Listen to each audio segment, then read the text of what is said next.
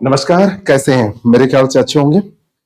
आज की मैपिंग की क्लास के अंतर्गत हम भारत के प्रमुख पठारों पर चर्चा करने जा रहे हैं।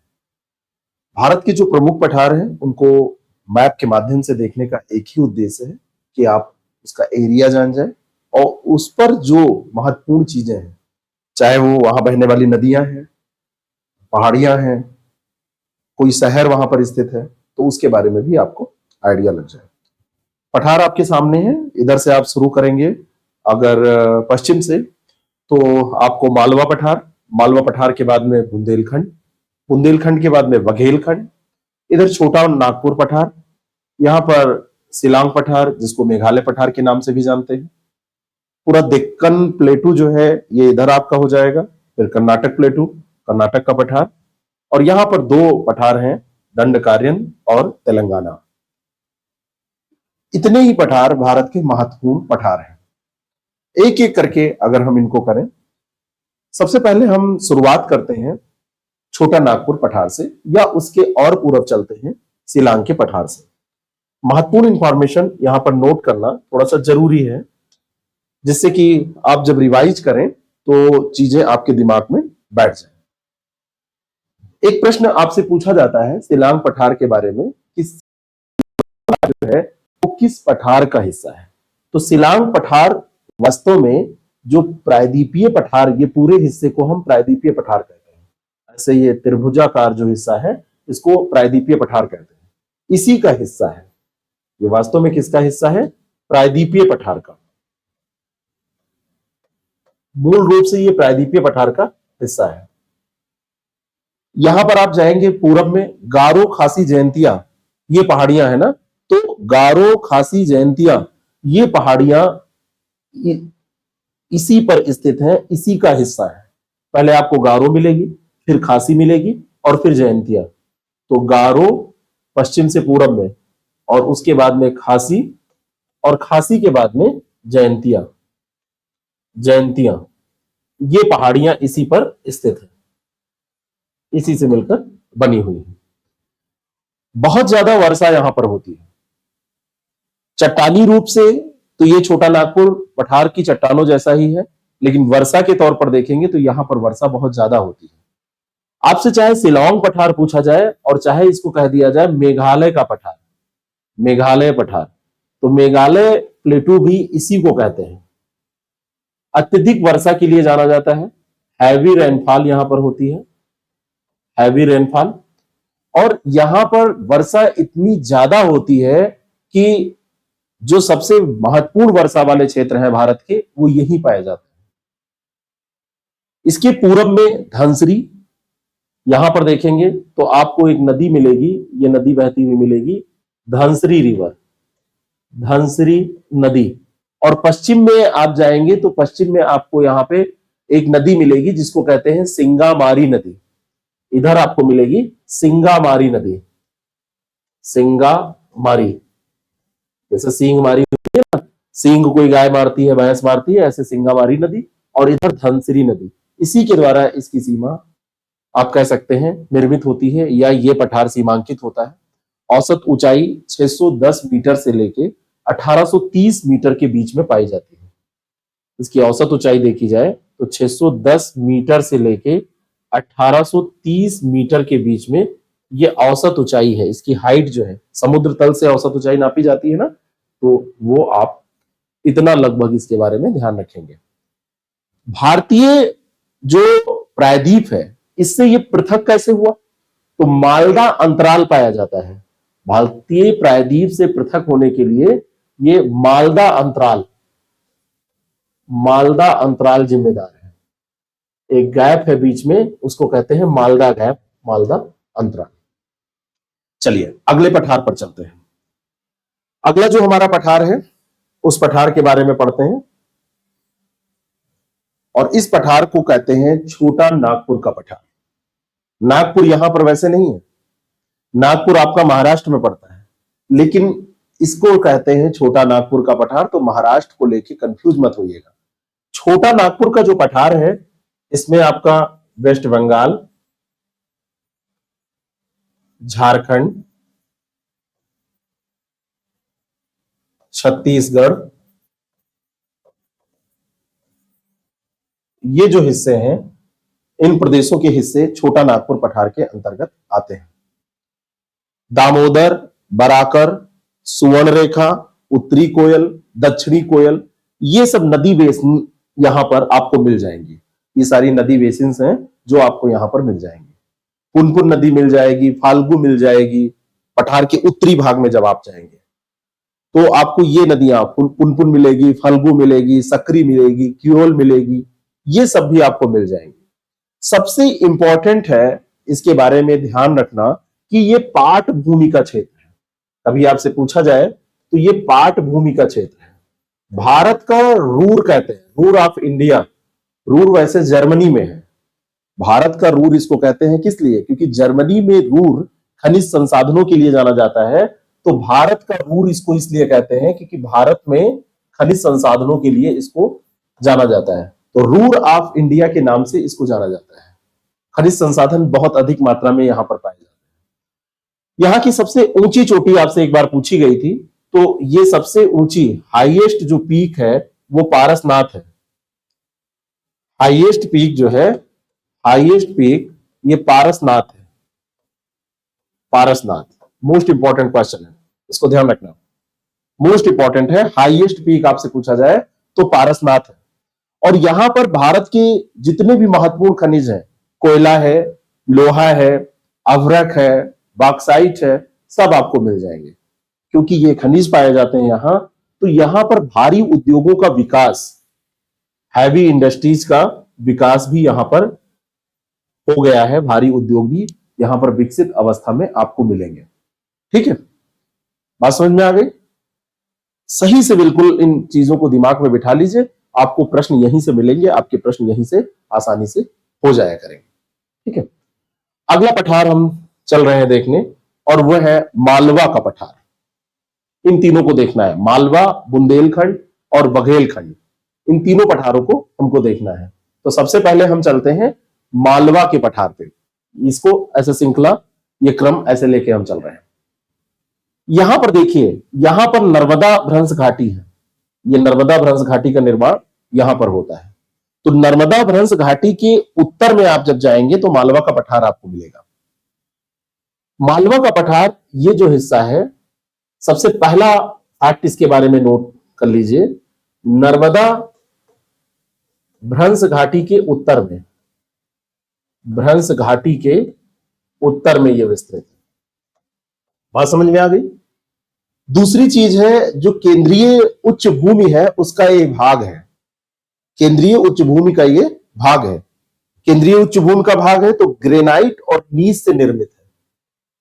आपसे एक स्टेटमेंट देके पूछा जाता है, केंद्रीय उच्च भूमि का भाग है या नहीं है? उच्च भूमि का ये भाग है, ग्रेनाइट और नीस से ये निर्मित है। ग्रेनाइट और नीस चट्टानें यहां पर पाई जाती हैं। और ये जो क्षेत्र है, ये एक लावा पठार है। मालवा पठार एक विच्छेदित लावा पठार का उदाहरण है।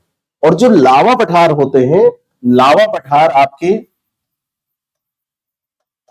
ब्लैक सॉइल, काली मृदा के लिए जाने जाते हैं। और जहां पर काली मृदा होगी वहां पर कपास की खेती होगी।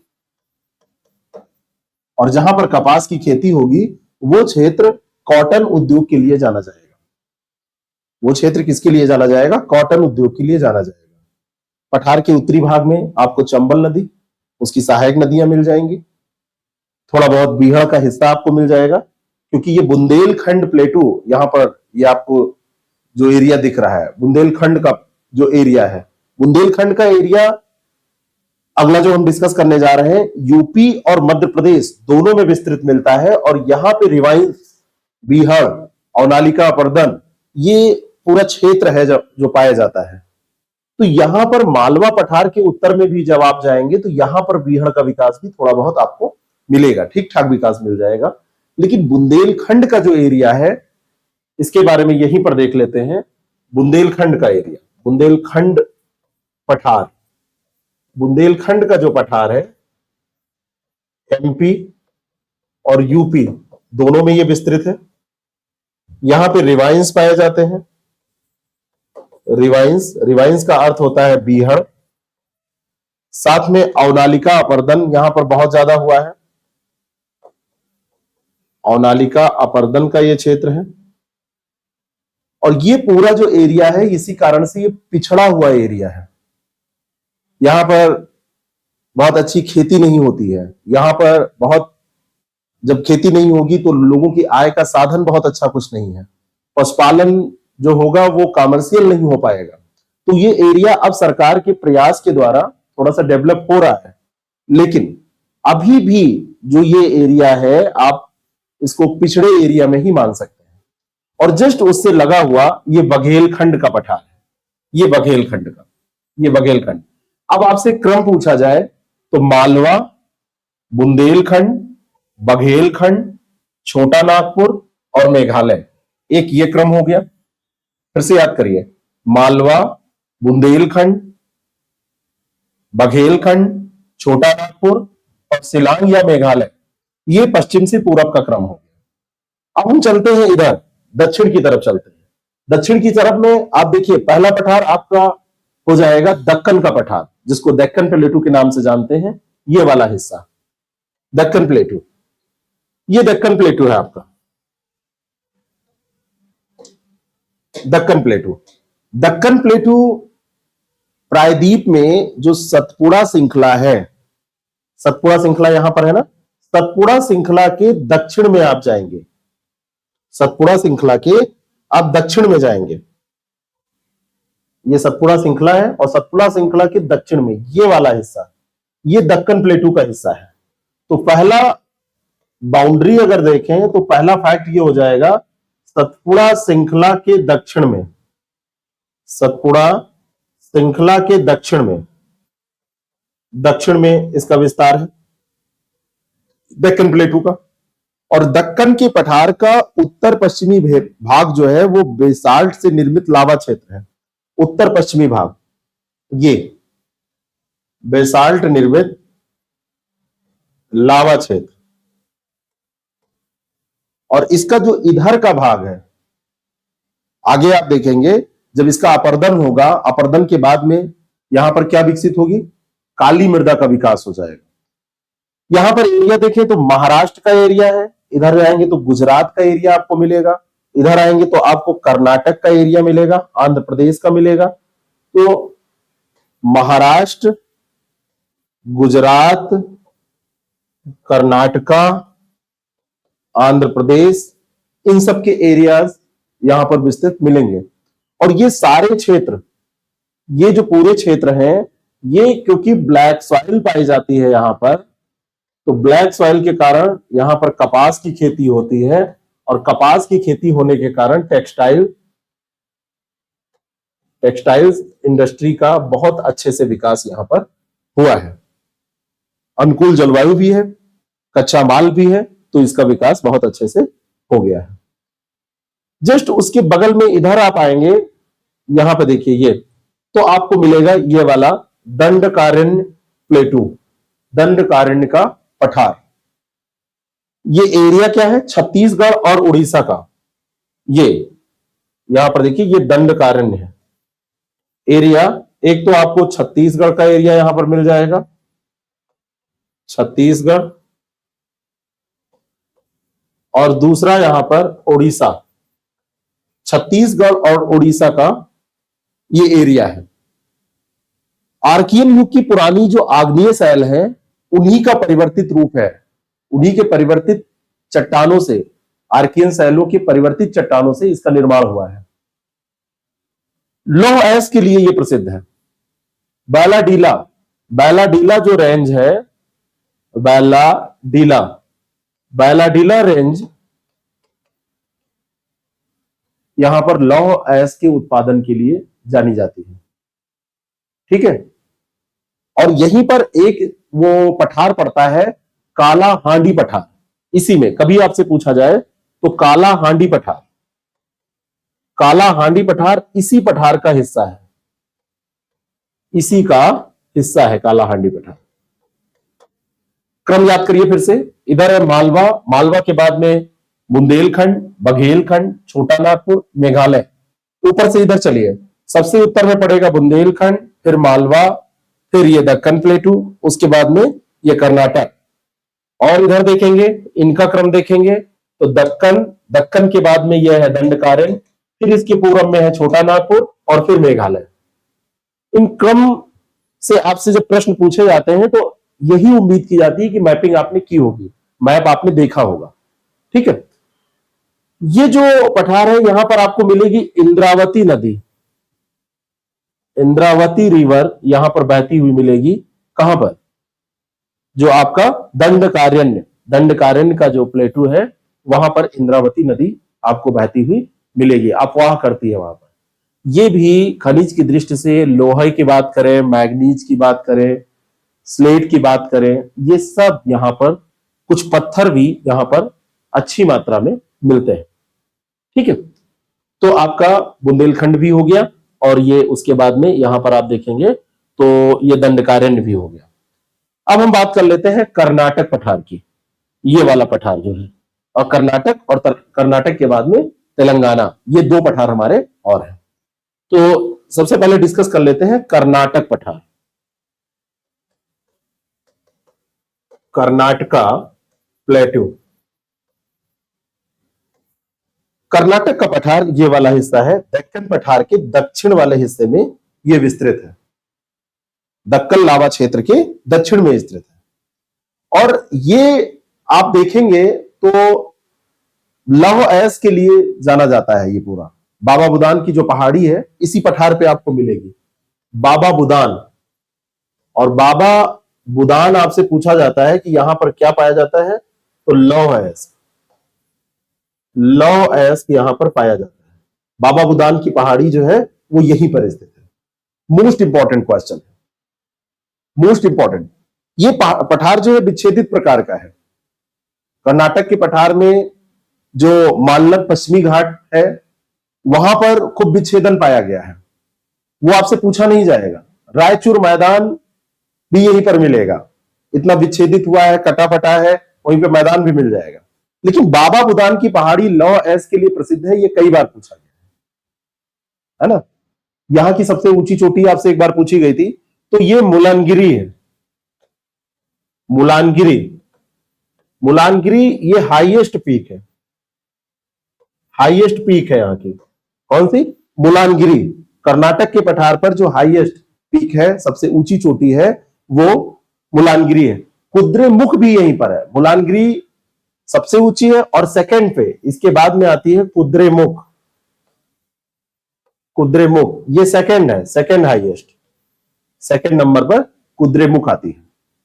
ठीक है, तो ये इसके बारे में हुआ। इसकी अवस्थिति भी आप देख लीजिए। सबसे उत्तर में आपको मिलेगा बुंदेलखंड, बुंदेलखंड के बाद मालवा, मालवा के बाद दक्कन, दक्कन के बाद कर्नाटक, और इसी से लगा हुआ यह है तेलंगाना प्लेटू। ये वाला जो हिस्सा है वो तेलंगाना प्लेटू है। तेलंगाना प्लेटू के बारे में अगर हम बात करें, तेलंगाना प्लेटू, इसको एक बार देखने के बाद रिवीजन जरूर कर लीजिएगा। रिवीजन कर लेंगे तो आपका ये तैयार हो जाएगा। दक्कन का जो पठार है और यहां कर्नाटक का पठार, इसके पूरब में आप जाएंगे, दोनों के बीच में जो हिस्सा ज्वाइंट का पड़ता है उसके पूरब में इसका विस्तार आपको मिलेगा। आंध्र प्रदेश का हिस्सा। कृष्णा नदी के बारे में बात करें तो कृष्णा नदी यहां पर बहती है, तो कृष्णा नदी के उत्तर में, अगर कृष्णा नदी देखें, ये कृष्णा रिवर है, तो कृष्णा नदी के उत्तर में इसका विस्तार पाया जाएगा। कृष्णा नदी के उत्तर में इसका विस्तार पाया जाएगा। और दक्षिण में आप देखेंगे कृष्णा नदी के उत्तर में तेलंगाना का पठार। और ये एक चीज और है, दक्षिण पश्चिम मानसून का ये वृक्षछाया प्रदेश है। ये वास्तव में इस तेलंगाना प्लेटू की हम बात कर रहे हैं तो ये वृक्षछाया प्रदेश है, वृक्षछाया प्रदेश। दक्षिण में इसके क्या है? कृष्णा नदी, कृष्णा नदी के उत्तर में है, तो दक्षिण में देखेंगे तो कृष्णा नदी है, और ये वृक्षछाया प्रदेश है। यानी कि यहां पर दक्षिण पश्चिम मानसून, साउथ वेस्ट जो मानसून है, दक्षिण पश्चिमी लिख लीजिए, जिस लैंग्वेज से आप परिचित हो, दक्षिण पश्चिम मानसून के लिहाज से देखें तो ये वृक्षछाया प्रदेश है। यानी कि यहां पर वर्षा नहीं होती है, वर्षा होती ही नहीं है यहां पर। बहुत कम मात्रा में होगी। शुष्क रहेगा ये पूरा क्षेत्र। जब कोई क्षेत्र शुष्क रहेगा तो यहां पर कटीली झाड़ियां पाई जाएंगी। रिलेट करिए, कटीली झाड़ियां पाई जाएंगी। यहां पर जो वृक्ष पाए जाएंगे वो बड़े बड़े नहीं होंगे, क्योंकि यहां पर जल की मात्रा नहीं है, शुष्कता वाली स्थिति है। लेकिन थोड़ा सा आप नीचे उतरेंगे तो आपको हैदराबाद सिकंदराबाद जैसे नगर भी मिल जाएंगे, है ना। ठीक है, निचले हिस्से में, निचले मैदान में आपको हैदराबाद और सिकंदराबाद ये भी मिल जाएंगे। सिकंदराबाद ये शहर भी मिल जाएंगे। तो ये आपका हो गया तेलंगाना का पठार। ठीक है, तो इस तरीके से हमने ये सारे पठार देखे। अब यहां सबसे बड़ी बात क्या है, क्रम याद करना। आप अगर क्रम याद कर लेते हैं तो सारा कुछ आपका समझ लीजिए तैयार हो गया यहां पे, क्योंकि आपसे पूछा जाता है क्रम। क्रम अगर आपका तैयार है कि कौन सा कहां पर स्थित है, तो आपका समझ लीजिए सब तैयार है। ठीक है, बघेलखंड का जो हिस्सा है, देखिए एक यहां पर छूटा है बघेलखंड वाला। ये बिल्कुल, एक तो सबसे बड़ी विशेषता है, ये बिल्कुल मध्य भारत में स्थित है। कहां पर स्थित है, ये मध्य भारत में स्थित है। बघेलखंड का हिस्सा कभी आपसे पूछ ले कि कौन सा पठार का हिस्सा है जो बिल्कुल मध्य में पाया जाता है, तो मध्य प्रदेश राज्य के बिल्कुल उत्तर में आपको ये मिलेगा। और सतना वगैरह सब आप यहीं पर देखेंगे, सतना है, ये सारे क्षेत्र। और पूरब में इसके आप आएंगे तो उत्तर प्रदेश का देखिए इलाहाबाद वाला एरिया बिल्कुल यहां पर पड़ेगा। तो ये बघेलखंड का हिस्सा है। अपेक्षाकृत बघेलखंड और बुंदेलखंड में देखा जाए तो ये हिस्सा जो है वो इसकी अपेक्षा अवनालिका अपर्दन से थोड़ा सा कम प्रभावित मिलेगा, ये सेफ मिलेगा। अपेक्षाकृत ये ठीक है। यहां पर तो बहुत स्थितियां खराब है, यहां पर रिवाइंस आपको मिलेंगे, बीहड़ मिलेंगे, अवनालिका अपर्दन की क्रिया ज्यादा होगी, ये छूट गया था। तो ये आपने क्रम से तैयार कर लिया। तो इधर से शुरू करिए, मालवा, बुंदेलखंड, बघेलखंड, छोटा नागपुर, मेघालय या शिलांग। इधर से शुरू करिए, बुंदेलखंड, मालवा, दक्कन, कर्नाटक, ये क्रम तैयार हो गया। 20 से अगर उठाएं तो दक्कन, बघेलखंड, दक्कन, बघेलखंड, और इधर आप आएंगे छोटा नागपुर और मेघालय पश्चिम से पूरब। इधर दक्कन, दक्कन के बाद में बघेलखंड के नीचे आप साउथ में आएंगे तो ये दंडकारण्य, दंडकारण्य के बाद छोटा नागपुर और शिलांग। मतलब पूरब से पश्चिम, पश्चिम से पूरब, जैसे भी एक तरीके से तैयार करिए। जैसे पश्चिम से पूरब आप तैयार कर रहे हैं तो सारा ऐसे ही सोचिए, जैसे कंफ्यूजन ना हो, मिक्स ना हो, तो आपका ये तैयार हो जाएगा। मिलते हैं अगले सेशन में और कुछ नया आपके साथ डिस्कस करते हैं। बाकी जो पहले हमने वीडियोस दिए हैं, इसके जो 20 मिनट विद मैथ्स की श्रृंखला है, उसके सारे वीडियो आप जरूर देखिए, निश्चित तौर पर आपको लाभ होगा। Thank you so much.